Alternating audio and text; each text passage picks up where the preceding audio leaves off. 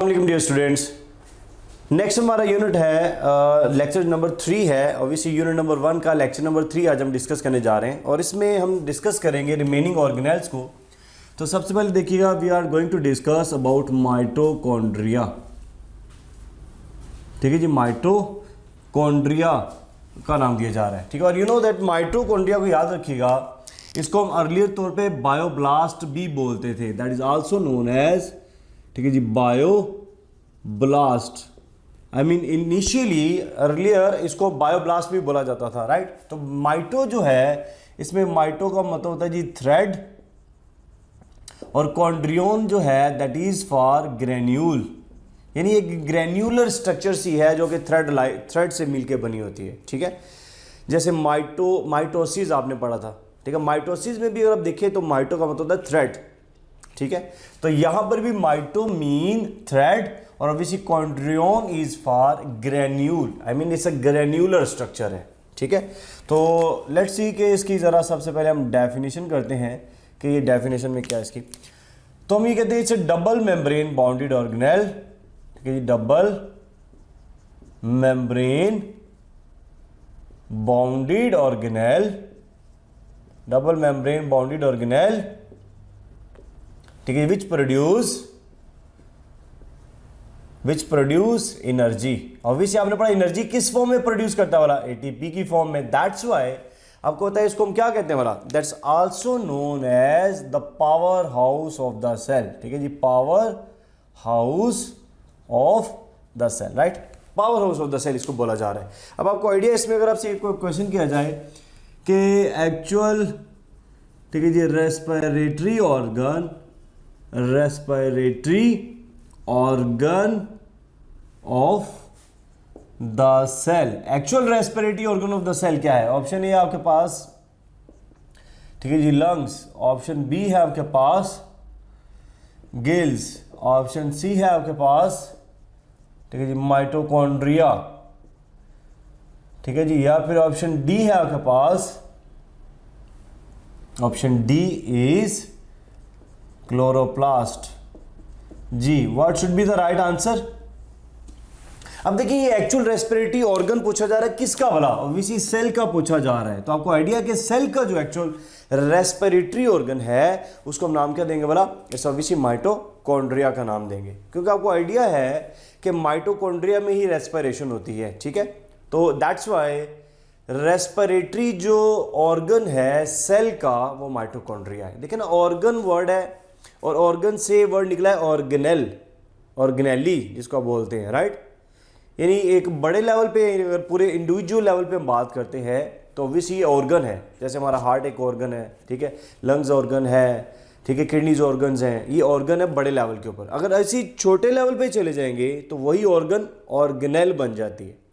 ठीक है, जैसे बड़ी देग, देग से देगची, इस तरह ऑर्गन, ऑर्गन से ऑर्गेनेल। तो बेसिकली ये ऑर्गेनेल सेल के ऑर्गन्स ही होते हैं, राइट। तो दैट्स व्हाई हमने लिखा है respiratory organ of the cell mitochondria होता है। क्लियर होगी बात भी? अच्छा जी, आपको आइडिया है कि अगर आप इसकी स्टडी करते हैं तो स्टडी के अकॉर्डिंगली आप इसकी स्टडी कर सकते हैं अंडर कंपाउंड माइक्रोस्कोप। ठीक है जी, अंडर, ठीक है जी, कंपाउंड माइक्रोस्कोप। तो जब याद रखिए आप कंपाउंड माइक्रोस्कोप में इसकी स्टडी करते हैं तो it will looks like a granule like structure, right. It will looks like a granule, और it looks like a vesicle और अ फिलामेंटस स्ट्रक्चर आपको ये नजर आती है। ठीक है कि बात जी, दैट्स व्हाई हमने इसको ग्रेन्यूल कहा है, क्योंकि ये नजर ही हमें ग्रेन्यूल की तरह का आता है, छोटे छोटे दाने से। But it is what, obviously under A compound microscope. But जब आप इसको इलेक्ट्रॉन माइक्रोस्कोप में देखते हैं, ठीक है जी, अंडर इलेक्ट्रॉन माइक्रोस्कोप, तो आपको होता है कि it will gives you a complex structure, right. So this will gives a complex, ये स्ट्रक्चर आपको प्रोवाइड करके दे रहा होता है। और ये जो कॉम्प्लेक्स स्ट्रक्चर है, इसमें अगर आप देखें तो स्ट्रक्चर में आपको ये क्या नजर आएगा, ठीक है जी, स्ट्रक्चर भी। तो आप देखिए जरा स्ट्रक्चरली ये हमें इस तरह नजर आएगा। आपने पढ़ा इसकी डबल हमें मेम्ब्रेन्स नजर आएंगे इन दिस वे। ठीक है जी, in this way double membranes है। और ऑब्वियसली ये इस तरह करके इसकी इनर मेम्ब्रेन आ जाती है।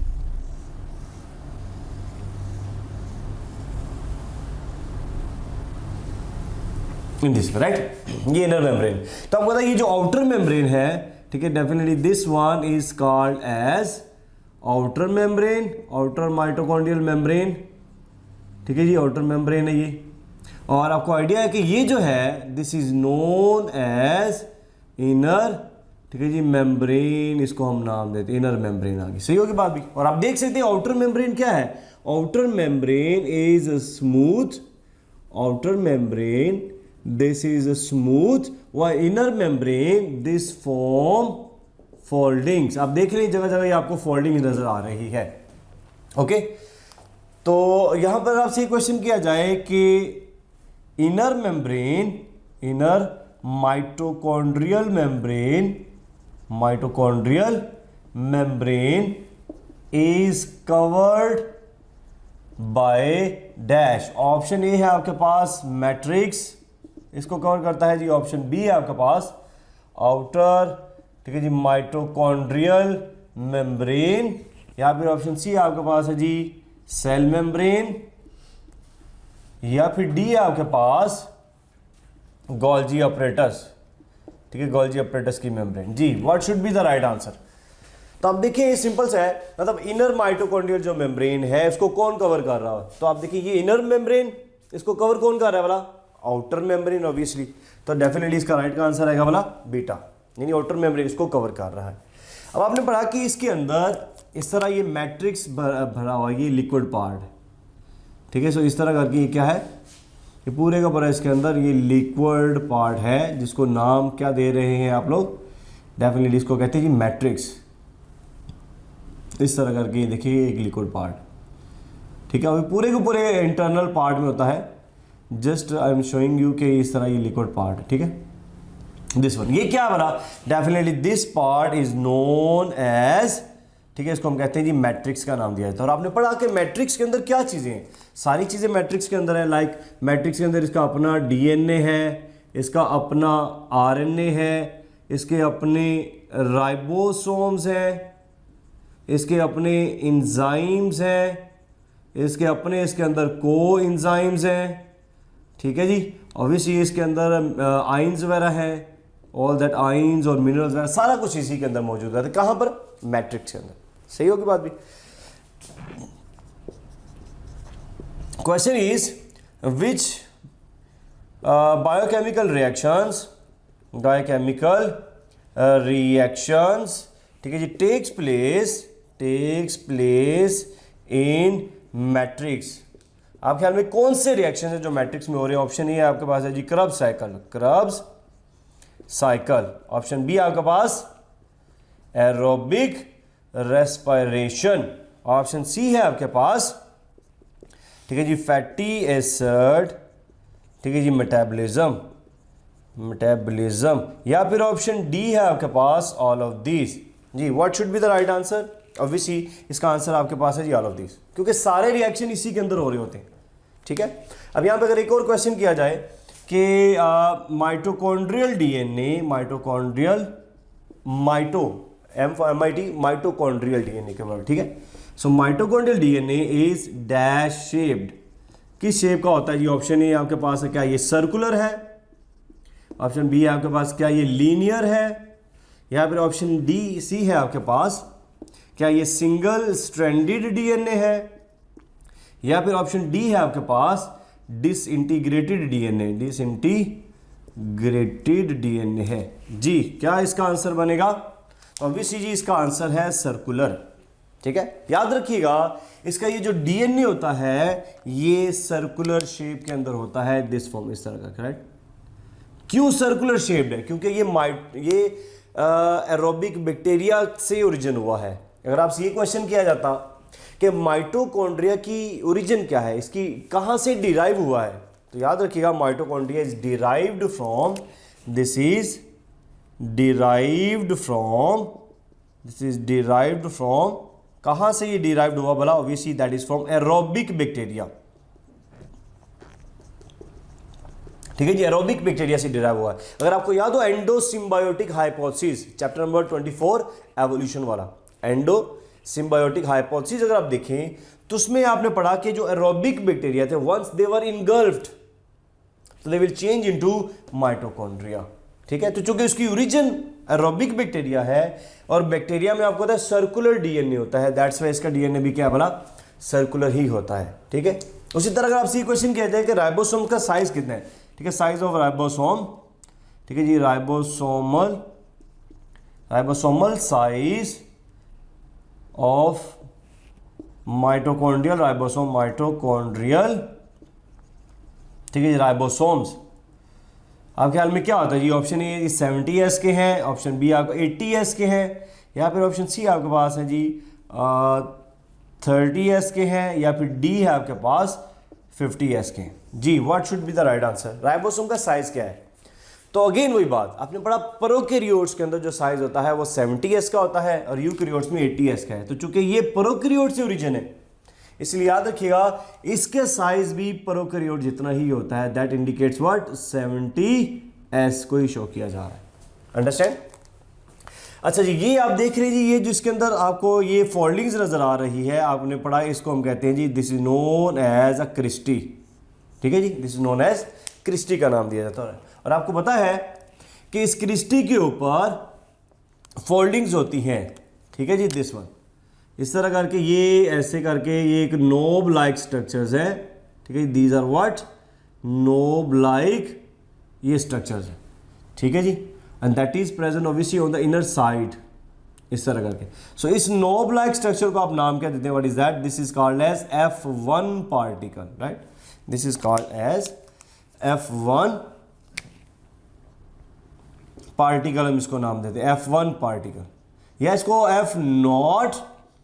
F1 पार्टिकल भी कहते हैं, F1 पार्टिकल। ठीक है, इसको हम ऑक्सीसोम भी हम कहते हैं, राइट? ऑक्सीसोम भी हम कहते हैं। इसको हम एटीपी सिंथेज भी कहते हैं, एटीपी सिंथेज, क्योंकि एटीपी बनाएगा ना, एटीपी सिंथेज। इसको एलिमेंट्री पार्टिकल भी हम कहते हैं, this is also known as elementary particle भी हम इसको कहते हैं। ओके होगी बात जी? तो ये सारे इसी के नेम है F1 पार्टिकल्स के अंदर, because this is involve in ATP synthesis, that's why हम इसको नाम क्या देते हैं, बोला एटीपी सिंथेज करता है। ठीक है, तो ये F1 पार्टिकल्स है। अब आपने पढ़ा ये जो है, ये जो इसका पार्ट है इसको हम कहते हैं, दिस इज आउटर कंपार्टमेंट। ठीक है जी, आउटर कंपार्टमेंट इसको हम कहते हैं, right? This is outer compartment, या इसको पेरी माइटोकॉन्ड्रियल स्पेस भी कहते हैं, right? This is also known as, ठीक है जी, पेरी माइटोकॉन्ड्रियल स्पेस, पेरी, ठीक है जी, माइटोकॉन्ड्रियल स्पेस भी हम इसको कहते हैं, राइट? Peri mitochondrial space. तो आप देख रहे हैं ये स्ट्रक्चर है पूरी की पूरी किसकी बना, माइटोकॉन्ड्रिया की, हम इसका नाम दिया जा रहा है। ठीक है, सो F1 पार्टिकल इसको ऑब्वियसली एटीपी की सिंथेसिस के अंदर इन्वॉल्व होगा। ठीक है जी, सो ये माइटोकॉन्ड्रिया में है। अब आपको पता है कि जो एटीपी की सिंथेसिस है वो कहाँ से होनी होती है? डेफिनेटली फ्रॉम एडीपी, और ये इनऑर्गेनिक फास्फेट को मिलाकर क्या बनाता है भला? डेफिनेटली ये बनाता है जी एटीपी, इसको सिंथेसाइज कर रहा होता है। सही है जी बात? तो इसकी सिंथेसिस जो है वो एटीपी सिंथेज इसमें हेल्प कर रहा होता है। So this F1 particle obviously helps in this one, that mean ATP synthase, ATP synthase में इसको हेल्प आउट करता है, राइट? एटीपी सिंथेज किसकी प्रॉपर्टी है? ये F1 की प्रॉपर्टी में आ रही है। क्लियर? और F0 क्या है बोला? याद रखिए, अगर आप इस मेम्ब्रेन को देखें, इस वाली मेम्ब्रेन को, तो ऑब्वियसली ये मेम्ब्रेन आपको फ्लूइड मोज़ेक मॉडल के अकॉर्डिंगली ये आपको ऐसी ही नजर आती है, दिस वे, इस तरह आपको नजर आएगी। तो याद रखिएगा इसका एक इस तरह बाहर है और ये एक इस तरह इसके अंदर आया था, इन दिस वे, राइट? दिस इस तरह का आता है। तो ये जो अंदर वाला पार्टिकल है, ठीक है, अंदर वाला पार्ट, इसको हम कहते हैं F0, और ये जो ऊपर वाला पार्टिकल है इसको हम कहते हैं F1, that's why it's called as F1 particle का नाम भी हम इसको दे रहे हैं। सही है बात भी? तो ये इसकी ओवरऑल जो है ना, ये स्ट्रक्चर को शो किया जा रहा है। ठीक है, अच्छा एक और बात देख लीजिएगा, ये सारा मैट्रिक्स जो है ये इनर चैम्बर के अंदर है, इनर कंपार्टमेंट भी इसको हम कहते हैं, ठीक है। So this one is called as inner compartment, inner compartment का नाम दिया जा रहा है इसको। So compartment, so inner compartment कहते हैं इसको। क्लियर होगी बात जी। सो इनर कंपार्टमेंट और ओबीसी आउटर कंपार्टमेंट आ जाती है इसके अंदर, ठीक है जी। तो ये हमारे पास था माइटोकॉन्ड्रिया है, ठीक है जी। ओके, अगर आप इसे यहाँ पे क्वेश्चन किया जाए कि number of mitochondria, number of, ठीक है जी, mitochondria is regulated by dash. Option A है आपके पास, ठीक है जी, type of cell. Option B है आपके पास फिजियोलॉजिकल एक्टिविटी, या फिर ऑप्शन सी है आपके पास लाइसोसोम्स, या फिर डी है आपके पास, डी है जी आपके पास सेल डेथ यानी apoptosis, right, that is apoptosis. जी क्या चीज जो है इसको हेल्प आउट कर रही है आपके ख्याल में, रेगुलेट कौन कर रही है? तो देखिए वर्ड जरा गौर से देखिए, इट इज रेगुलेटेड बाय, तो आपको पता है रेगुलेट जो करने वाली चीज है वो है लाइसोसोम। आपने याद है, आपने लाइसोसोम पढ़ा, तो लाइसोसोम में हमने एक बात की थी कि इसको कौन आके मतलब इनगल्फ करता है, याद आया आपको? लाइसोसोम ओल्ड माइटोकॉन्ड्रिया को डिग्रेड करता है, खा जाता है, ठीक है। तो चूंकि ओल्ड माइटोकॉन्ड्रिया जब उसकी ब्रेकडाउन कर देंगे, लाइसोसोम ओल्ड माइटोकॉन्ड्रिया को डिग्रेड कर जाएंगे, तो उनका नंबर रेगुलेट होता है, यानी अगर रिक्वायर्ड है तो वो नए प्रोड्यूस हो जाएंगे, अगर रिक्वायर्ड नहीं है तो फिर इसको डिग्रेड कर दिया जाता है, इसलिए हम कहते हैं रेगुलेटेड बाय। लेकिन एक और चीज आपने पढ़ी कि नंबर ऑफ माइटोकॉन्ड्रिया किस चीज के ऊपर डिपेंड कर रहा है, नंबर ऑफ, ठीक है जी, माइटोकॉन्ड्रिया ये किस चीज के ऊपर डिपेंड कर रहा है? Obviously it depends upon physiological activity, right.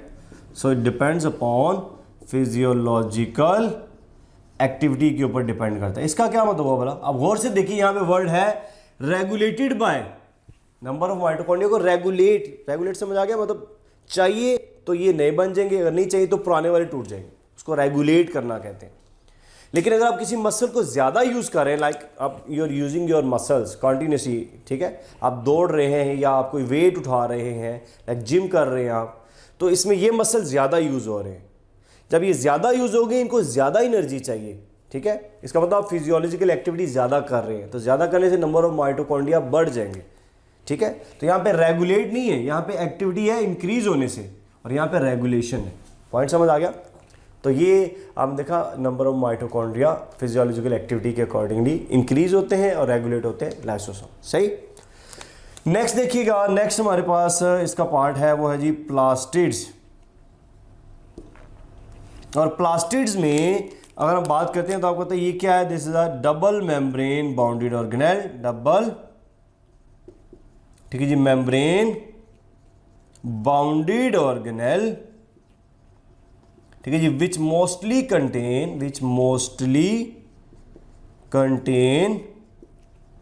ठीक है जी, पिगमेंट्स, विच मोस्टली कंटेन पिगमेंट्स, ठीक है जी बात। ज़्यादातर इसके अंदर पिगमेंट होता है, मोस्टली का वर्ड यूज किया जा रहा है, ज़्यादातर पिगमेंट्स होते हैं, मतलब किसी में नहीं भी हो सकता। लाइक आपने पढ़ा इसकी टाइप है ल्यूकोसाइट, ल्यूकोप्लास्ट, ठीक है, तो उसमें आपको पता है पिगमेंट नहीं होते, राइट। तो इसके आपने पढ़ा 3 टाइप्स हैं, और टाइप्स में, ठीक है, नंबर 1, ठीक है, 2 एंड देन 3। नंबर 1 पे अगर आप देखें तो आपको पता है इसमें हम बात करते हैं जी क्लोरोप्लास्ट की, देन हम बात करते हैं जी क्रोमोप्लास्ट की, क्रोमोप्लास्ट, और ऑब्वियसली नंबर 3 पे हम बात करते हैं ल्यूकोप्लास्ट की बात करते हैं, सही होगी बात भी। इसमें आपके जो सिलेबस में है ऑब्वियसली क्लोरोप्लास्ट है, वो हम डिस्कस करते हैं chloroplast. So what is chloroplast? आपको पता है क्लोरोप्लास्ट जो है ये भी डबल मेम्ब्रेन बाउंडेड ऑर्गेनेल है, दिस इज आल्सो, ठीक है, डबल मेम्ब्रेन बाउंडेड ऑर्गेनेल है, डबल मेम्ब्रेन बाउंडेड ऑर्गेनेल, ठीक है जी, which contains green colour pigment, ठीक है जी, ग्रीन कलर्ड पिगमेंट, ठीक है जी। और वैसे ग्रीन कलर पिगमेंट कौन सा होता है, आपने पढ़ा, दैट इज क्लोरोफिल, ठीक है जी। क्लोरोफिल इसके अंदर होता है, क्लियर होगी बात जी। तो ये ग्रीन कलर का पिगमेंट है। अच्छा जी, क्लोरोप्लास्ट जो है आपने पढ़ा, ये अगर आपसे क्वेश्चन किया जाए कि क्लोरोप्लास्ट, ठीक है जी, क्लोरोप्लास्ट, ठीक है, इज फाउंड इन डैश, आपके ख्याल में क्लोरोप्लास्ट किस में पाया जाता है जी? Option A only green plants, green plants. Option B है आपके पास ग्रीन प्लांट्स, ठीक है जी, एंड एलजी। यहाँ पर ऑप्शन सी आपके पास है जी ग्रीन प्लांट्स, ठीक है जी, एलजी एंड सियानोबैक्टीरिया। यहाँ पर ऑप्शन डी है आपके पास ऑल, ठीक है, टाइप्स ऑफ फोटोसिंथेटिक ऑर्गेनिजम्स, ठीक है, फोटोसिंथेटिक ऑर्गेनिजम्स। जी क्या इसका आंसर आना चाहिए मतलब? तो यस एग्जैक्टली इसका राइट आंसर है जी बीटा, ग्रीन प्लांट्स एंड एलजी, ठीक है। ग्रीन प्लांट्स और एलजी में याद रखिएगा, ये आप देख रहे हैं कि इसके अंदर क्लोरोप्लास्ट पाया जाता है, ठीक है। क्योंकि सियानोबैक्टीरिया में तो नहीं होगा, बेशक वो फोटोसिंथेटिक है, बट आपको पता है वो बैक्टीरिया है, प्रोकैरियोट है, और प्रोकैरियोट में मेम्ब्रेन बाउंडेड ऑर्गेनेल्स नहीं होती, ठीक। तो हमारे पास मेम्ब्रेन बाउंडेड ऑर्गेनेल्स नहीं है। अब ज़रा इसकी स्ट्रक्चर की जब हम बात करते हैं, ठीक है जी, स्ट्रक्चर, तो आपको आइडिया है कि स्ट्रक्चरली या हमें इस तरह का ये नज़र आता है, ठीक है, इन this way, double membrane bounded organelle है इन दिस वे। और आपको आइडिया है कि यहां पर ये इसका जो लिक्विड पार्ट है, this liquid part is known as what, इसको आपको पता है हम कहते हैं स्ट्रोमा है ये, right. So this is stroma. और आपको आइडिया है कि यहां पर ये है जी थाइलाकॉइड्स, इस तरह कॉइन्स लाइक स्ट्रक्चर होती है। सो दीज आर व्हाट, एक है तो थाइलाकॉइड, और आपको पता है अगर हम पूरे को बात करेंगे, so this single one is called as a granum. अगर एक है तो ग्रेनम, अगर ज्यादा है तो ग्रेना, ठीक हो गया बाजी। और आपको पता है एक ग्रेनम के अंदर अप्रॉक्सीमेटली, ठीक है जी, 50 थाइलाकॉइड्स होते हैं, ठीक है जी, 50 थाइलाकॉइड्स। तो ये भी एक एमसीक्यूज बन सकता था कि कितने थाइलाकॉइड्स है, नंबर ऑफ मार्क, ठीक है। अच्छा आपने पढ़ा थाइलाकॉइड्स की मेम्ब्रेन के ऊपर क्या होता है, यहाँ पे ये ग्रीन पिगमेंट्स अरेंज होते हैं, right. So what are that, so these are obviously chlorophyll molecules, chlorophyll के मॉलिक्यूल्स होते हैं, सही हो गई बात भी। अब ऑब्वियसली क्लोरोफिल जो है ये किस चीज़ को ऑब्जॉर्व करता है, इसके ऊपर जब लाइट पड़ती है, ठीक है, सनलाइट, तो लाइट से ऑब्वियसली इसको ऑब्जॉर्व करेगा और ये क्या बना देता है, अब आपने पढ़ा यहाँ से दो चीज़ें प्रोड्यूस होकर निकलेंगी, ये ऑब्वियसली एक तो एटीपी है और एक क्या है हमारा NADPH। All the things are available in stroma. और आपको पता है स्ट्रोमा में फिर ये यूज़ होते हैं, और यूज़ कहाँ पर होते हैं हमारा, definitely that will used in Calvin cycle, ठीक है, इट विल यूज्ड इन, ठीक है जी, कैल्वन साइकिल में यूज़ होता है, ठीक है। और अभी अगर एटीपी यूज़ हो गया तो एटीपी यूज़ होने से क्या हो जाएगा बोला A, D और P, और NADPH यूज़ हो जाएगा तो क्या हो जाएगा NADP पॉजिटिव, और आपको पता है फिर से ये अवेलेबल हो जाते हैं इस तरह का, राइट।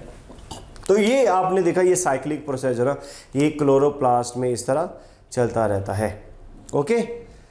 तो ये जो है ना प्रोसेस है क्लोरोप्लास्ट के अंदर।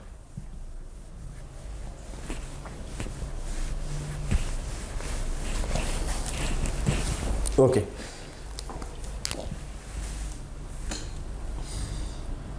सो द क्वेश्चन यहां पर आपसे ये क्वेश्चन किया जाता है कि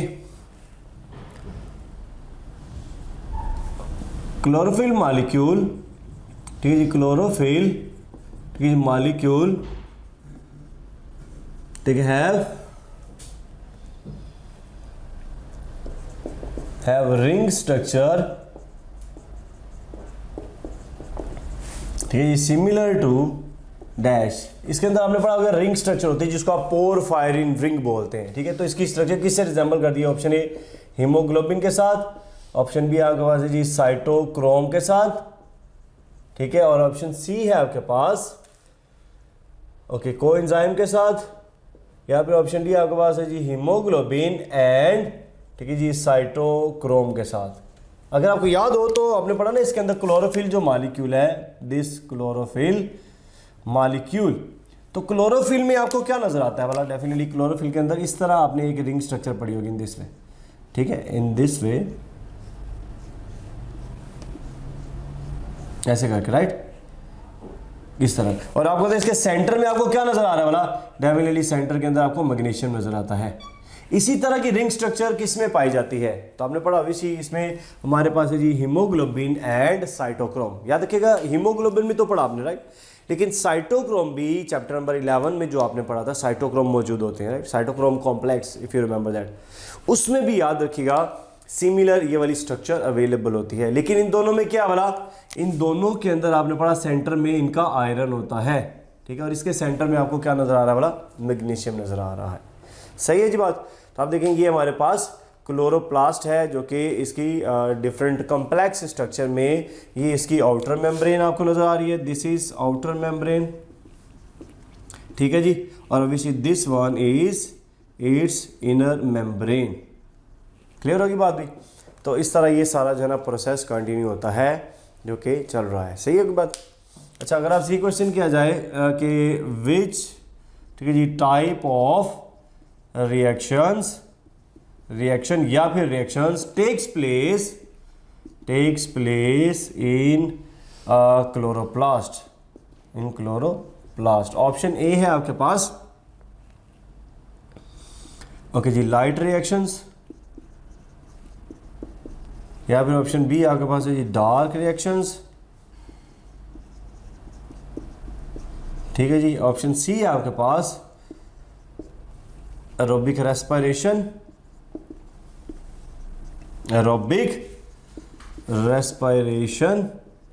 या फिर डी है आपके पास A+B। जी, क्या इसका आंसर आएगा बोला? तो आपको आइडिया है कि इसमें दोनों ही रिएक्शन हो रहे होते हैं। ऑब्वियसली लाइट रिएक्शंस भी हो रहे हैं और डार्क रिएक्शन भी हो रहे होते हैं। So both of these reactions are taking place in this, ये आपको पता है लाइट रिएक्शंस और ये डार्क रिएक्शंस हो जाती हैं, ठीक है। तो इस तरह आपने देखा ये क्लोरोप्लास्ट के अंदर जो है सिंथेसिस हो रही है, मतलब यहाँ पे लाइट की अब्जॉर्प्शन है और यहाँ पे सिंथेसिस ऑफ शुगर हो रही होती है, ठीक है। तो ये सारा प्रोसेस है माइटोकॉन्ड्रिया का, सॉरी क्लोरोप्लास्ट का, ठीक है। Okay, so the next question is, अगर आपसे क्वेश्चन किया जाए कि नॉन ग्रीन पार्ट ऑफ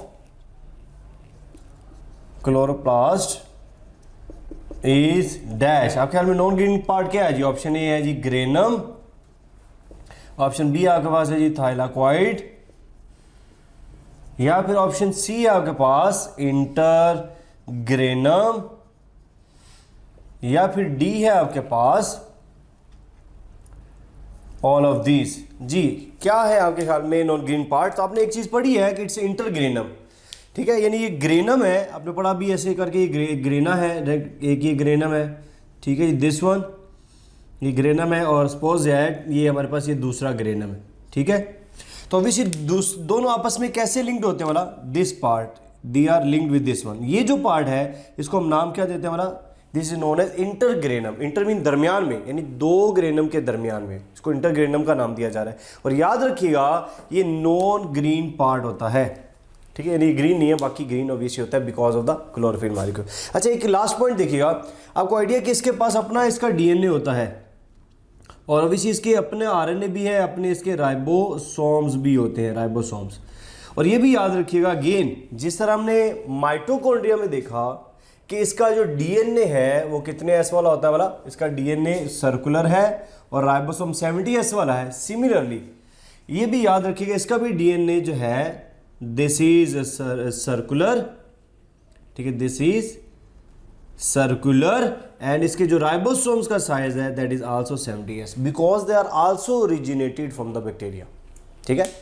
आपने पढ़ा कि जब सियानोबैक्टीरिया इनगल्फ हुआ तो आपको पता है सियानोबैक्टीरिया will change into what? Obviously will change into chloroplast. समझ आ गई बात की? तो इसकी अगर आप डेरिवेशन लिखिए कहाँ से डिराइव हुआ है तो वो सियानोबैक्टीरिया है। पॉइंट समझ आ गया? तो ये हमारे पास क्लोरोप्लास्ट जो है इसके बारे में कुछ इन्फॉर्मेशन थी। नेक्स्ट हम डिस्कस करते हैं about nucleus.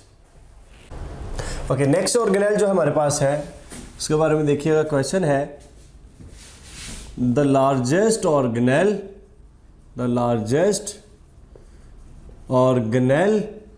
Of the cell is dash. आपके ख्याल में लार्जेस्ट ऑर्गेनेल कौन सी है जी? ऑप्शन ए है आपके पास माइटोकॉन्ड्रिया, ऑप्शन बी है आपके पास गोल्जी अपरेटस, ऑप्शन सी है आपके पास न्यूक्लियस, और ऑप्शन डी है आपके पास एंडोप्लाज्मिक रेटिकुलम। जी आपके ख्याल में लार्जेस्ट ऑर्गेनेल कौन सी है? तो yes, the largest organelle is nucleus. और आपको पता है सबसे पहले जो चीज डिस्कवर हुई थी वो भी न्यूक्लियस ही था। क्यों? क्योंकि ये लार्जेस्ट है। जैसे ही हम सेल को स्टडी किया गया तो सबसे सेंटर में जो चीज नजर आई वो न्यूक्लियस ही था, राइट।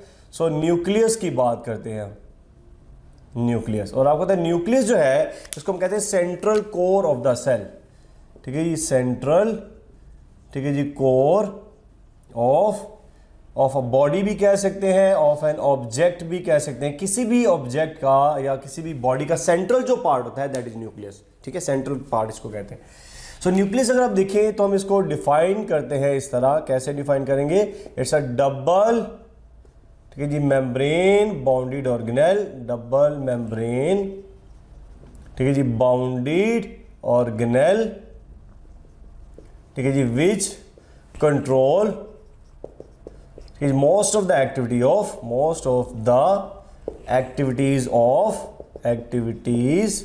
ऑफ द सेल, यानी ज्यादातर सेल की एक्टिविटी को यही कंट्रोल कर रहा होता है, ठीक है, nucleus he. Most of the activities, जिनके पास अपना अपना डीएनए, वो अपने भी कुछ एक्टिविटीज को कंट्रोल कर सकते हैं। जैसे माइटोकॉन्ड्रिया हमने पढ़ा, जैसे क्लोरोप्लास्ट पढ़ा, उनका अपना अपना डीएनए है, सही है, तो they can control that. So most of the activities ये कंट्रोल कर रहा होता है। अगर आप देखिए इसकी डिस्कवरी के बारे में तो आपको पता है सबसे पहले जिसने डिस्कवर किया था, ठीक है, न्यूक्लियस को, he was a Robert brown, ठीक है जी, रॉबर्ट ब्राउन ने इसको डिस्कवर किया था जी 1831 के अंदर, सही है। और आपको पता है स्लाइटली डार्क स्टेन्ड बॉडी होती है, दिस इज अ स्लाइटली, ठीक है जी, डार्क स्टेन्ड बॉडी है, ठीक है, डार्क स्टेन्ड बॉडी होती है, right, so dark stained body. अब अगर आप इसकी लोकेशन की बात करते हैं कि कहां पर है लोकेशन वाइज, ठीक है, लोकेशन वाइज ये कहां पर है, तो आपको आइडिया कि लोकेशन वाइज ये है एनिमल सेल की अगर हम बात करते हैं, इन केस ऑफ एनिमल्स, तो आपका तो ये सेंट्रल में पाया जाता है, एट द सेंटर। यानी सपोज एनिमल का ये एक सेल है, दिस इज अ सेल, और सेल के सेंटर में आपको ये नजर आएगा, सही है। But if you see the plant cells, ठीक है जी, प्लांट सेल्स, और ये प्लांट सेल्स कौन से भला? परमानेंट सेल्स की बात की जा रही है, ठीक है, परमानेंट सेल। उनमें याद रखिएगा ये कहां पर है भला? Obviously that is present at the peripheral. In suppose that ये एक सेल है प्लांट का, और आपको इसके अंदर लार्जर वैक्यूल होता है। So what is this? A vacuole. और इस वैक्यूल की वजह से आपको आइडिया है कि इसका न्यूक्लियस एक साइड पे चला जाता है। सो ये कहां पर प्रेजेंट है भला? At the periphery, peripheral part के ऊपर पाया जा रहा है, सही है। लेकिन अगर आप जो डिवाइडिंग सेल्स है लाइक मेरिस्टेमेटिक सेल्स, ठीक है जी, मेरिस्टेमेटिक सेल्स अगर आप देखें तो याद रखिएगा इनमें भी सेंट्रल होता है ये न्यूक्लियस, क्योंकि ये डिवाइडिंग सेल्स हैं इसलिए इसके भी सेंटर में ये न्यूक्लियस पाया जा रहा है, ठीक है। तो ये भी एक इंपॉर्टेंट एमसीक्यूज है कि इन case of dividing cells like meristematic cells, plant का पार्ट अलग है लेकिन इसके सेंटर में न्यूक्लियस पाया जाता है, ठीक है, इंपॉर्टेंट एमसीक्यूज है ये भी लोकेशन वाइज, सही। अच्छा जी, शेप के अकॉर्डिंगली अगर हम देखें कि शेप आपको ये किस तरह नजर आएगी शेप, तो आपको आइडिया है कि ये रेगुलर भी होता है और इरेगुलर शेप का भी आपको नजर आ सकता है। So it will looks like regular shaped, यानी कि स्फेरिकल शेप्ड, और you can say an irregular shape के अंदर भी आपको नजर आ सकता है ये न्यूक्लियस, राइट। तो अगर आपसे क्वेश्चन क्या आता है कि जी nucleus is absent in, nucleus is, ठीक है जी, एब्सेंट इन डैश, न्यूक्लियस किस में एब्सेंट होता है? ये ऑप्शन ये है आपके पास, अच्छा जी, प्रोकैरियोट्स ओनली, प्रोकैरियोट्स, ठीक है जी, ओनली ऑप्शन बी है आपके पास, ठीक है जी, मैच्योर आरबीसीज, या फिर ऑप्शन सी है आपके पास, ठीक है जी, सीव ट्यूब सेल्स, या फिर ऑप्शन डी आपके पास है जी ऑल ऑफ दीज। जी what should be the right answer? तो ऑब्वियसली आपको आइडिया हो गया कि इसमें ऑल ऑफ दीज हमारे पास राइट आंसर है, क्योंकि सभी में ही याद रखिएगा न्यूक्लियस नहीं होता, चाहे वो प्रोकैरियोट्स की आप बात कर लें, चाहे वो मैच्योर आरबीसी की बात कर लें या फिर सीव ट्यूब की बात कर लें, ठीक है। तो इनमें न्यूक्लियस जो है वो प्रेजेंट नहीं होता। अच्छा जी, नंबर ऑफ न्यूक्लियस की अगर हम बात करते हैं, नंबर ऑफ न्यूक्लियस, तो याद रखिएगा नंबर ऑफ न्यूक्लियस में आपने पढ़ा ये एक भी हो सकते हैं, ठीक है जी, मोनोन्यूक्लिएट, मोनोन्यूक्लिएट, या फिर ये बाई न्यूक्लिएट भी हो सकता है, बाई न्यूक्लिएट, और ऑब्वियसली ये मल्टी न्यूक्लिएट भी हो सकता है इसके अंदर, ठीक है। अगर मोनोन्यूक्लिएट की बात करते हैं यानी एक सेल इसके अंदर एक ही न्यूक्लियस है, जैसे कार्डियक सेल्स की हम बात करते हैं, ठीक है। सो इसकी हमारे पास एग्जांपल है जी कार्डियक सेल। अच्छा, ये सेल का वर्ड यूज किया जा रहा है, याद रखिए कार्डियक सेल में एक ही होता है। अगर बाई न्यूक्लिएट की बात कर सकते हैं तो इसमें हमारे पास है जी जैसे पैरामेशियम है, ठीक है जी, पैरामेशियम, इसके अलावा कुछ कार्टिलेज हैं, ठीक है, उनमें भी बाई न्यूक्लिएट है। इसके अलावा लिवर के कुछ सेल्स हैं, ठीक है, इनमें भी बाई न्यूक्लिएट होते हैं। If you talk about the multi nucleate, तो देखिए मल्टी न्यूक्लिएट में हमारे पास दो इसकी टाइप्स आए थे, एक को कहते हैं सिंसीशियल, और ये एनिमल में है, ठीक है, और प्लांट्स में अगर हम बात करते हैं इसको कहते हैं सिनोसिटिक, ठीक है जी, सिनोसिटिक। फंजाई में और प्लांट्स में इसको सिनोसिटिक का वर्ड दिया जाता है, एनिमल्स में इसको हम कहते हैं सिंसीशियल सेल्स, ठीक है। और ऑब्वियसली आपने पढ़ा इसमें एनिमल्स के अंदर हमारे पास जैसे फॉर एग्जांपल ऑस्टियोक्लास्ट है, और ऑब्वियसली हमारे पास मसल सेल्स, ठीक है जी, मसल सेल्स आ जाते हैं इसका, ठीक हो कि बात भी। तो ये मल्टी न्यूक्लिएट की फॉर्म है। ऑस्टियोब्लास्ट क्लास्ट अगर आप देखें ऑस्टियोक्लास्ट, तो उसमें भी ये मल्टी न्यूक्लिएट है, और ऑब्वियसली मसल सेल में भी ये मल्टी न्यूक्लिएट ही पाया जा रहा है, सही हो की बात। तो हमारे पास ये इसके अंदर अगर आप इसकी स्ट्रक्चर देखें, सपोज करें आपके पास एक सेल है, ठीक है जी, और सेल के अंदर आपने पढ़ा ये न्यूक्लियस है। अब चूंकि डबल मेम्ब्रेनस है, डेफिनेशन में हमने कहा इसे डबल मेम्ब्रेनस, तो इसकी जरा मेम्ब्रेन देखिए इस तरह है, ठीक है, दिस वन, तो ये डबल मेम्ब्रेन इस तरह करके ऐसे ये, और आप देखिए जगह जगह ये न्यूक्लियर पोर्स बन रहे हैं, ठीक है जी, जगह जगह पर न्यूक्लियर पोर्स बन रहे होते हैं।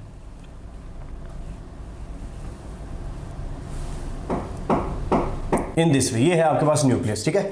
तो न्यूक्लियस में अगर आप देखें तो ऑब्वियसली ये इसकी ये है जी outer membrane, outer nuclear membrane, सही है। और अगर आप देखें ये जो है this is obviously inner nuclear membrane इसको कहा जा रहा है। इसमें भी अगर आपसे ये क्वेश्चन किया जाए जैसे inner nuclear membrane is covered by, तो इनर मेम्ब्रेन को कौन कवर कर रहा है वाला, ऑब्वियसली आउटर मेम्ब्रेन कवर कर रही है, ठीक है। सो इनर ये जो मेम्ब्रेन है this is covered by this one, और ऑब्वियसली ये क्या है इसके अंदर, that definitely that is a nuclear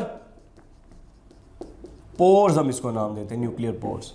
और आप कहते हैं जो नंबर ऑफ न्यूक्लियर पोर्स हैं ये वेरिएबल होते हैं, ठीक है। न्यूक्लियर पोर्स अगर आप बात करते हैं तो हमारे पास दो सेल्स होते हैं, एक डिफरेंशिएटेड सेल्स होते हैं, और ऑब्वियसली दूसरे होते हैं अनडिफरेंशिएटेड सेल्स। अच्छा, याद रखिए जो डिफरेंशिएटेड सेल है ऐसे सेल होते हैं जिनके अंदर कोई पर्टिकुलर फंक्शन होता है, ऐसे सेल जो पर्टिकुलर फंक्शन परफॉर्म करे, ठीक है। फॉर एग्जांपल जैसे RBCs है, अब ऑब्वियसली इनका फंक्शन है, ठीक है। तो जब इसके अंदर न्यूक्लियस होता है तो आपको पता है इसके अंदर 3 और का वर्ड है यहाँ पर, राइट, 3 और 4 न्यूक्लियर पोर्स होते हैं, न्यूक्लियर, ठीक है जी, पोर्स होते हैं इसके अंदर। लेकिन अगर आप अनडिफरेंशिएटेड सेल की बात करते हैं, जैसे फॉर एग्जांपल आगे आप देखिए एग सेल है, ह्यूमन एग सेल, ठीक है, ह्यूमन फीमेल एग सेल, इसके अंदर आप देखें तो तकरीबन 30,000 तक न्यूक्लियर पोर्स होते हैं, राइट, 30,000 न्यूक्लियर पोर्स होते हैं इसके अंदर। पॉइंट समझ आ गया जी। तो ये भी इंपॉर्टेंट एमसीक्यूज हैं, कितने कितने न्यूक्लियस है, न्यूक्लियर पोर्स हैं, तो ये भी इंपॉर्टेंट चीज़ है। अब आपने पढ़ा इसके अंदर क्या चीज़ होता है, बोला ऑब्वियसली इसके अंदर होता है दिस वन, ये इसका लिक्विड पार्ट है जी, ठीक है। और ये जो इसके अंदर है सारा पार्ट, लिक्विड पार्ट, इसको हम कहते हैं न्यूक्लियोप्लाज्म, ठीक है जी। So this one is nucleoplasm, plasm का नाम देते हैं, न्यूक्लियोप्लाज्म। ठीक है, अगर आपसे ये क्वेश्चन किया जाए कि सेंट्रल, ठीक है जी, liquid part of the whole cell, ठीक है, is what? Central liquid part आपको कौन सा नजर आता है? ऑप्शन ए आपके पास है जी साइटोसोल, ऑप्शन बी है आपके पास साइटोप्लाज्म, या फिर ऑप्शन सी है आपके पास न्यूक्लियोप्लाज्म, ठीक है जी, न्यूक्लियोप्लाज्म, या फिर डी है आपके पास प्रोटोप्लाज्म। जी, what should be the right answer? तो आप देखिए ये सेल है, सेल के बिल्कुल सेंटर में, अगर आप एनिमल सेल की बात करते हैं तो राइट, तो ऑब्वियसली सेल के बिल्कुल सेंटर में आपको जो लिक्विड नजर आएगा it's called as a nucleoplasm. ठीक है, और आपने पढ़ा इसी के अंदर क्या मौजूद होते हैं? इस तरह थ्रेड लाइक स्ट्रक्चर्स होते हैं, these are the thread like structures, and these obviously thread like structures, इसको हम कहते हैं क्रोमैटिन मटेरियल। ठीक है जी, क्रोमैटिन मटेरियल का नाम दिया जाता है। ठीक है, क्रोमैटिन मटेरियल,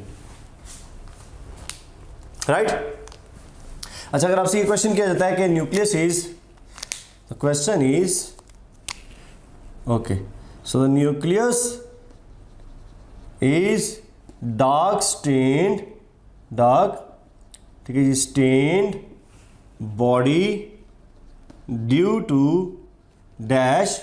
ऑप्शन ए है आपके पास, option A is it's because of nucleoplasm, nucleoplasm. Option B है आपके पास न्यूक्लियर मेम्ब्रेन्स,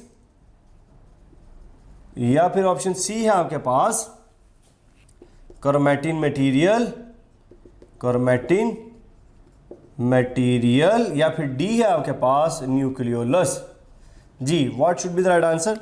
तो यस, एग्जैक्टली इसका राइट आंसर आपके पास है जी क्रोमैटिन मटेरियल। तो क्रोमैटिन मटेरियल की वजह से या देखिए डार्क शेड होती है, क्योंकि जब हम स्टेनिंग करते हैं, ठीक है, इसके लिए जो स्टेनिंग रिक्वायर्ड होता है ऑब्वियसली वो बेसिक स्टेनिंग रिक्वायर्ड है, क्योंकि खुद तो ऑब्वियसली एसिडिक है ना, क्योंकि डीएनए इसके अंदर होता है, एसिडिक पार्ट है, तो बेसिक डाई से इसको हम क्या करते हैं वाला, स्टेन करते हैं। तो स्टेनिंग, अगर आपसे ये क्वेश्चन किया जाता है कि जो स्टेनिंग है वो किसकी वजह से होती है, कौन सी डाई रिक्वायर्ड होता है वाला, तो डेफिनेटली दैट इज, ठीक है जी, बेसिक डाई इसके अंदर रिक्वायर्ड होती है। And DNA is stained with what?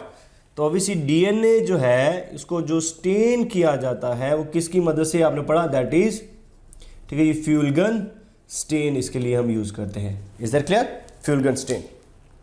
अच्छा, यही वो चीज है कि जो आपको पता है जब थिक हो जाता है तो इससे क्या बन जाता है वाला, इससे हमें जो चीज मिलती है वो इस तरह एक क्रोमोसोम्स की प्रॉपरली शेप के अंदर हमें इस तरह करके ये शेप नजर आती है, राइट, इन दिस फॉर्म।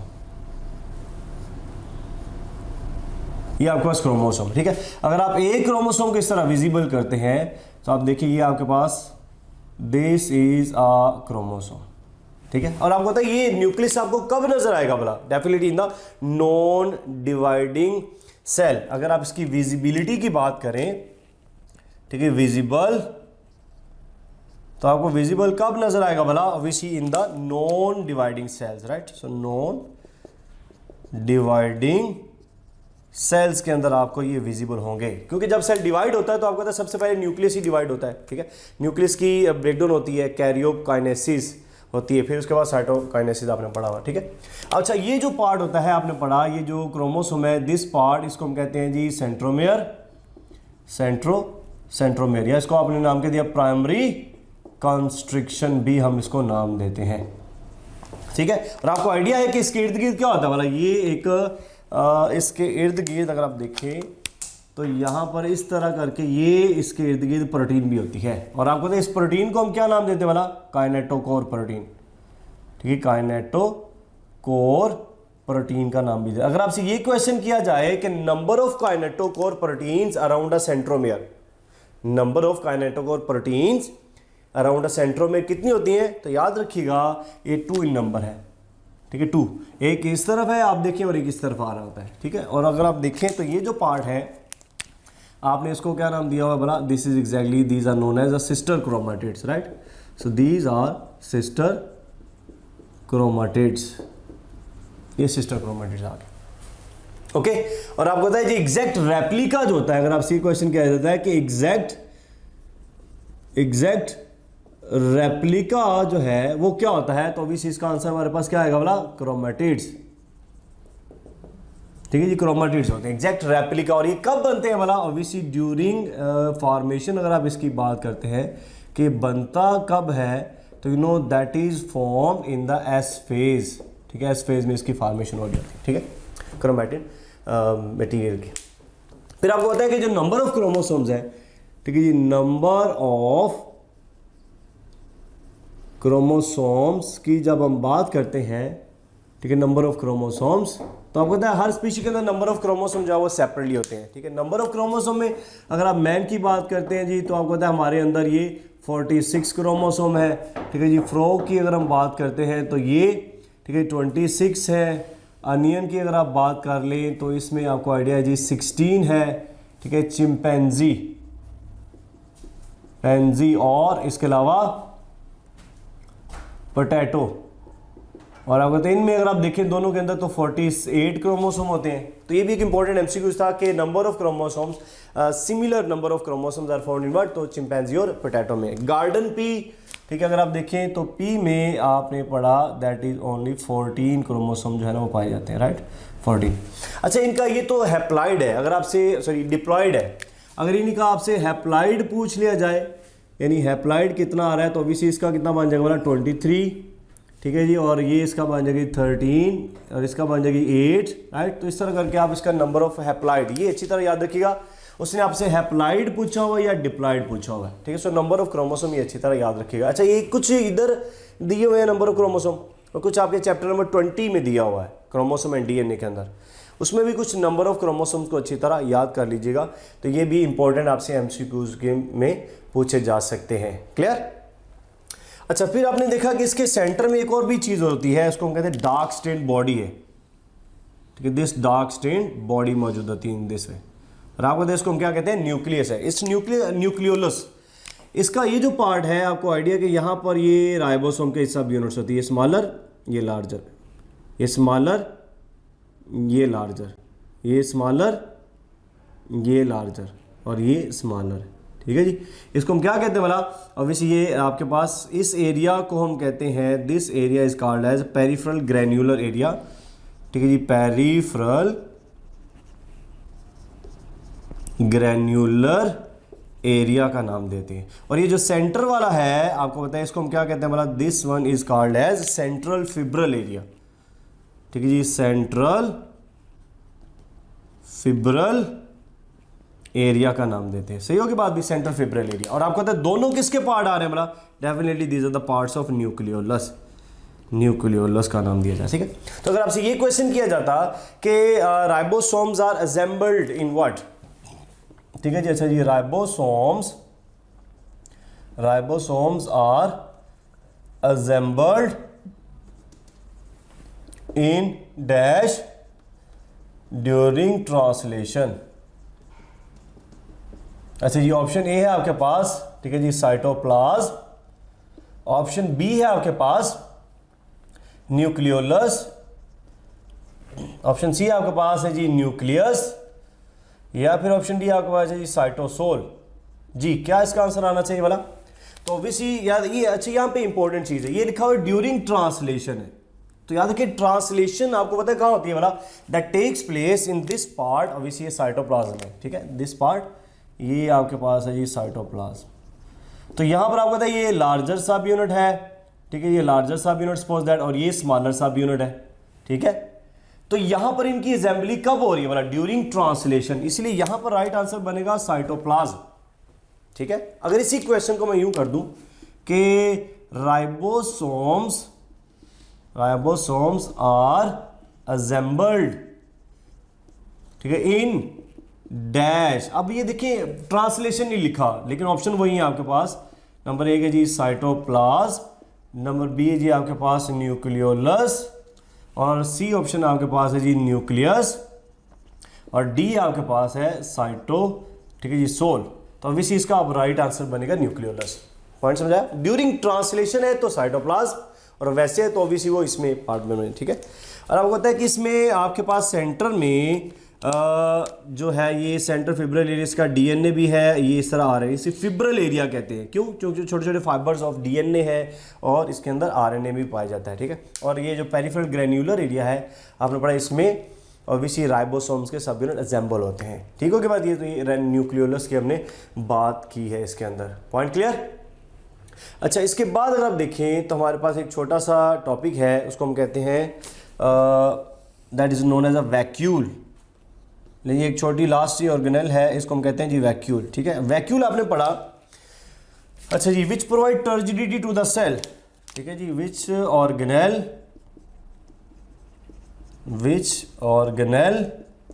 ठीक है जी, प्रोवाइड टर्जिडिटी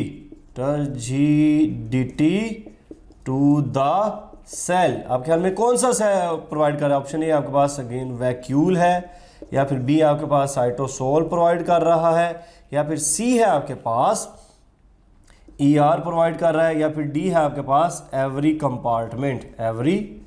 कंपार्टमेंट इसको प्रोवाइड कर रहा है जी।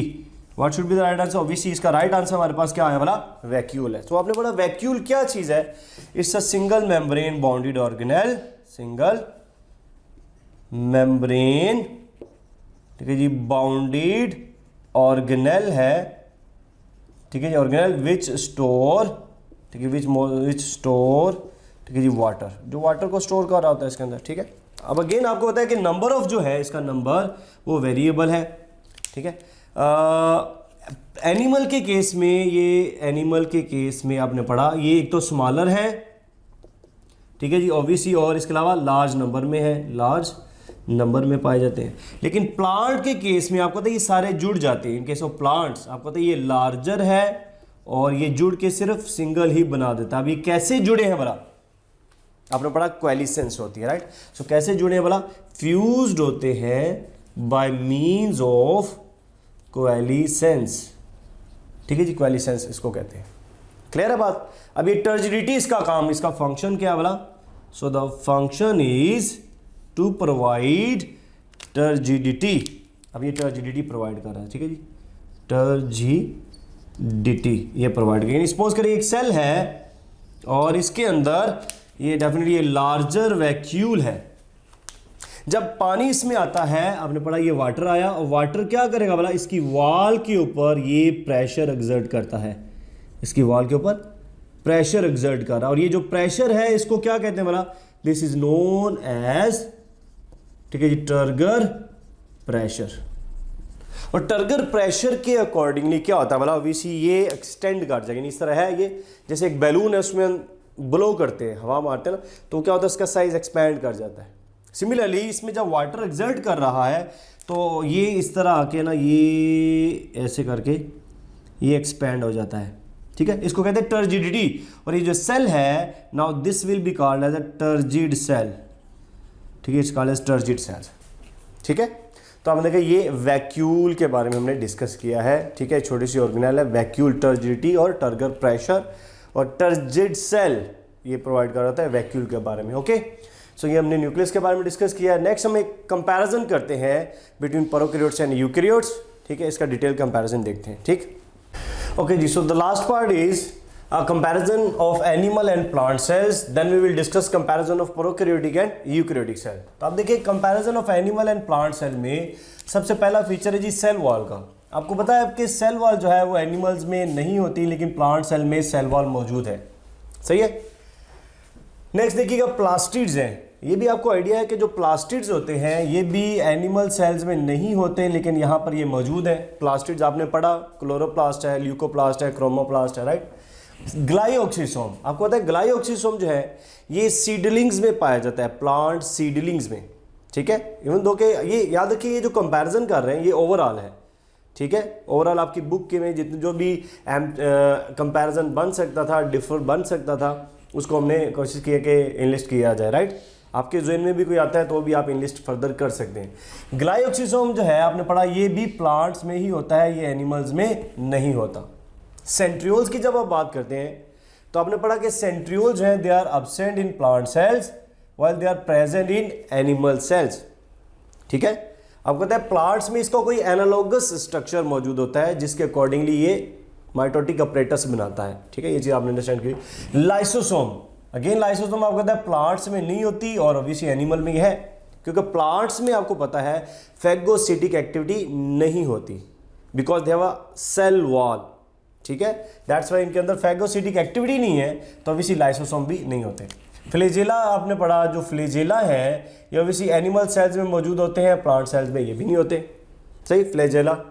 मोटिलिटी आपको पता है ये मोटाइल है, दे आर मोटाइल, और आपने पढ़ा प्लांट्स के वाला दे आर नॉन मोटाइल होते हैं, इसीलिए they are fixed at one place.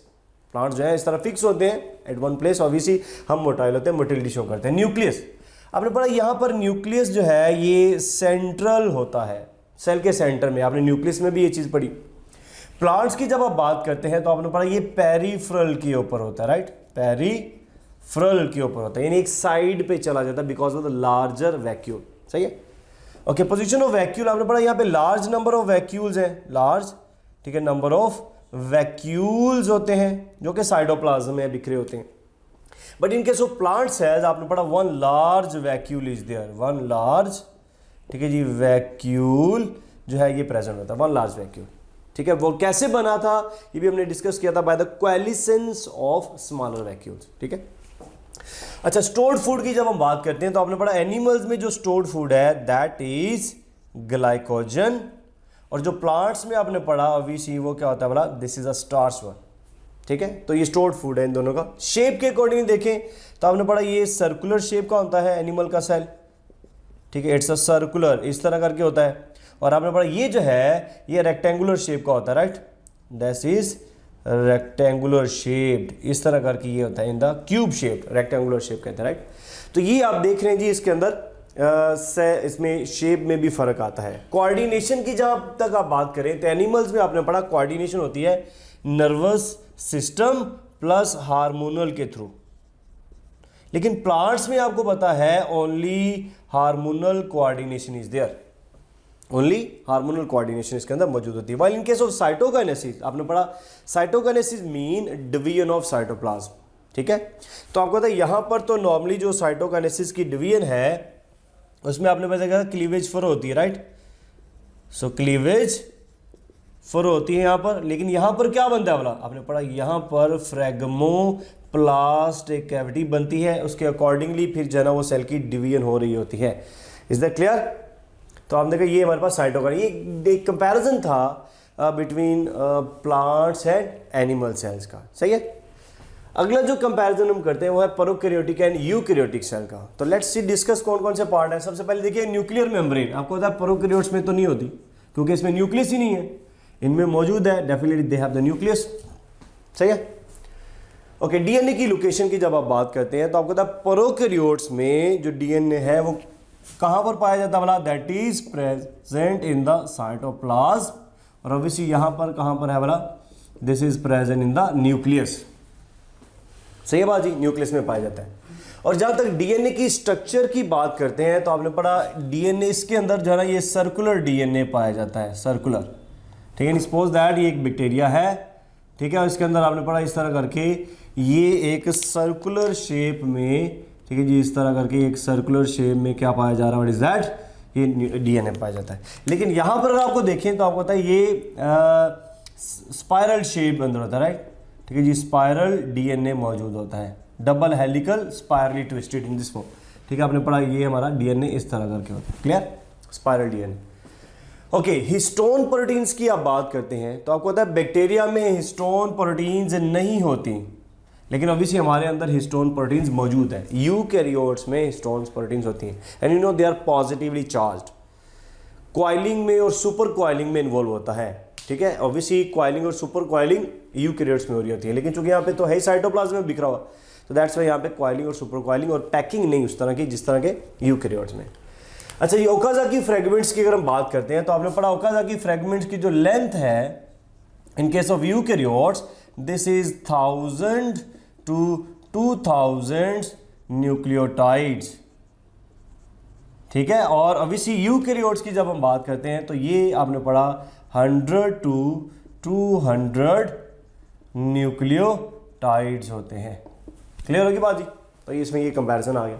अच्छा, आरएनए पॉलीमरेज, आपने पढ़ा यूकैरियोट्स के अंदर 3 तरह के आरएनए पॉलीमरेज चाहिए होते हैं, राइट? होते हैं आरएनए पॉलीमरेज, आरएनए, ठीक है जी, पॉलीमरेज 1, आरएनए पॉलीमरेज 2 और ऑब्वियसली आरएनए, ठीक है जी, पॉलीमरेज 3, ठीक है। और आपने पढ़ा आरएनए पॉलीमरेज जो 1 होता है ये प्रोड्यूस करता है राइबोसोमल आरएनए, ठीक है जी, it is going to produce ribosomal RNA, और ये जो है ये प्रोड्यूस करता है मैसेंजर आरएनए, ठीक है, और ये जो है ये प्रोड्यूस करता है ट्रांसफर आरएनए।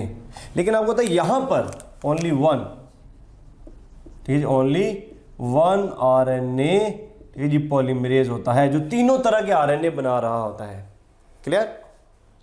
ओके जी, प्रमोटर साइट की बात करते हैं। तो प्रमोटर साइट आपको आइडिया है कि प्रोकैरियोट्स के अंदर ही होता है जी -10, ठीक है, एंड -35 सीक्वेंस में होता है।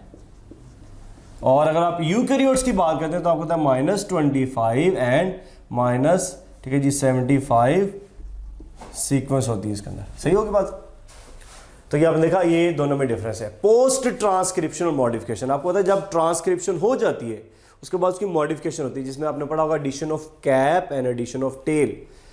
प्रोकैरियोट्स में तो इस तरह की कोई मॉडिफिकेशंस नहीं है, लेकिन ऑब्वियसली यूकैरियोट्स में मॉडिफिकेशन होती है। क्लियर? ओके, नेक्स्ट देखिएगा रिस्ट्रिक्शन एंडोन्यूक्लियेसिस। आपको पता है कि रिस्ट्रिक्शन एंडोन्यूक्लियेसिस बैक्टीरिया से डिस्कवर हुए थे, राइट? तो रिस्ट्रिक्शन एंडोन्यूक्लियेसिस इसमें है, लेकिन ऑब्वियसली यूकैरियोटिक सेल में नहीं होते, because bacteria use restriction endonucleases for their defence. ठीक है, ओके। एक्स्ट्रा क्रोमोसोमल डीएनए आपने पढ़ा इसमें मौजूद है इन द फॉर्म ऑफ, ठीक है जी, प्लाज्मिड्स, लेकिन ऑब्वियसली हमारे पास कोई भी एक्स्ट्रा क्रोमोसोमल डीएनए नहीं है, यूकैरियोटिक सेल में नहीं होता। नंबर ऑफ क्रोमोसोम की बात करें तो आपको पता है बैक्टीरिया जो है ये हैप्लॉइड होता है, ठीक है, haploid, that mean haploid n से उसको मेंशन करते हैं आपने, ठीक है। और यहाँ पर आपको आइडिया है जी we are diploid having 2 sets of the chromosome, right, diploid होते हैं। ओके, नेक्स्ट देखिए स्लाइम एंड कैप्सूल की बात करते हैं तो आपको आइडिया है कि ये बैक्टीरिया में मौजूद होता है लेकिन यूकैरियोटिक सेल में ये नहीं होता। क्लियर? फिर सेल वाल देखें तो आपको पता है प्रोकैरियोट की जो सेल वाल है it is made up of, ठीक है जी, पेप्टाइडोग्लाइकेन, जिसको आप म्यूरिन भी बोलते हैं, ठीक है। और आपको पता है इधर अगर आप बात करते हैं तो प्लांट्स में इसको हम क्या कहते हैं, it's made up of cellulose. और आपको पता है जो फंजाई है उसकी अगर हम बात करते हैं so that is made up of chitin, ठीक है जी। तो ये इनमें डिफरेंस आ गया। सेल मेम्ब्रेन, सेल मेम्ब्रेन में दोनों में क्या डिफर है आपको पता है, बैक्टीरिया की सेल मेम्ब्रेन में इट लैक स्टीरोल्स, ठीक है जी, स्टीरोल नहीं होता। Sterol for what? जैसे फॉर एग्जांपल कोलेस्टेरोल, यहाँ पे नहीं है लेकिन ऑब्वियसली यहाँ पे मौजूद है, ठीक है। बैक्टीरिया की सेल मेम्ब्रेन में याद रखें कोलेस्ट्रॉल नहीं होता, जिसको आप स्टीरोल्स का नाम देते हैं। Sterol general term, right, sterol, और ऑब्वियसली इसकी एग्जांपल है कोलेस्ट्रॉल, यहाँ पर होता है, इधर नहीं है। फिर सेल मेम्ब्रेन बाउंडेड ऑर्गेनेल की अगर आप बात करते हैं तो याद रखिए आपने पढ़ा यहाँ पर मेम्ब्रेन बाउंडेड ऑर्गेनेल्स नहीं है, यहाँ पर मौजूद है। मेम्ब्रेन बाउंडेड ऑर्गेनेल कौन सी आपने पढ़ा, जितनी सारी आपने पढ़ी, न्यूक्लियस है, माइटोकॉन्ड्रिया है, एंडोप्लाज्मिक रेटिकुलम है, गोल्गी ऑपरेटस है, लाइसोसोम है, ये सारा कुछ यहाँ पे नहीं होता लेकिन वहाँ पे अवेलेबल है। लास्ट में देखिएगा हमारे पास है राइबोसोम। आपने पढ़ा यहाँ पर इसकी जो लेंथ होती है दैट इज 70s, और यहाँ पे इसकी आपने देखा जो साइज है दैट इज 80s, ठीक है। तो 70 और ये भी एक डिफर है। पिल्लाए, आपको पता है सेक्स पिल्लाए ये प्रोकैरियोट का पार्ट होता है, तो यहाँ पर ये अवेलेबल है लेकिन यहाँ पर ये चीज़ नहीं है, सही है। ओके, नेक्स्ट देखिएगा क्लोरोफिल। क्लोरोफिल की बात करें तो आपको पता है यहाँ पे हम इसको कहते हैं जी बैक्टीरियो क्लोरोफिल, बैक्टीरियो क्लोरोफिल। लेकिन यहाँ पर जब हम बात करते हैं तो आपको आइडिया यहाँ पे क्लोरोफिल की डिफरेंट फॉर्म है। और क्लोरोफिल कौन सा है वाला, ऑब्वियसली जी क्लोरोफिल आपके पास है chlorophyll A, chlorophyll B, chlorophyll C and obviously chlorophyll D आ गया, ठीक है। तो ये हमारे पास क्लोरोफिल की फॉर्म है। देन अगर देखिए स्टोर्ड फूड है तो बैक्टीरिया में आपको पता है जो स्टोर्ड फूड होता है वो है जी ग्लाइकोजन, ठीक है जी, सल्फर, फास्फेट, ठीक है जी, और इसके अलावा फैट्स, ये स्टोर्ड फूड होता है। लेकिन अगर आप इधर देखिए प्लांट्स में, अभी हमने पढ़ा था प्लांट में स्टार्च है, ठीक है जी, स्टार्च, और ऑब्वियसली एनिमल में ये क्या है भला, एनिमल में आपको बताइए ये ग्लाइकोजन है, ठीक है जी, ग्लाइकोजन। एक लास्ट में देखिए पॉइंट है वो सेल डिवीजन की। यार आपको पता है जो सेल डिवीजन है बैक्टीरिया कैसे करता है भला, by mean of binary fission, ठीक है जी, बाइनरी ये फिशन करता है। लेकिन अगर आप इधर यूकैरियोट्स की बात करते हैं तो ऑब्वियसली आपने पढ़ा इसको हम साइटोकाइनेसिस, ठीक है, वो के थ्रू होता है। चलिए इसको मेनली प्रोसेस लिख देते हैं, दैट इज ऑब्वियसली माइटोसिस और मियोसिस के थ्रू, राइट, ये माइटोसिस के थ्रू हो गया। क्लियर होगी बात जी। तो आप देखिए ये कंपैरिजन है जो ओवरऑल कोशिश की गई है कि पूरी बुक से जो भी डिफरेंस बनता है, ठीक है, वो इकट्ठा किया जाए, ठीक है। तो इस तरह आपके पास पूरी एक कंपैरिजन फॉर्म में चीज़ें आ जाएंगी, राइट। चलिए जी, ये था हमारे पास लेक्चर नंबर 3 और यूनिट नंबर 1। उम्मीद करता हूँ कि ये सारे पॉइंट्स आपको क्लियर हो गए होंगे। स्टिल कोई प्रॉब्लम होगी तो you can discuss in our WhatsApp group, ठीक है जी। चलिए, थैंक यू सो मच जी, अल्लाह हाफिज़।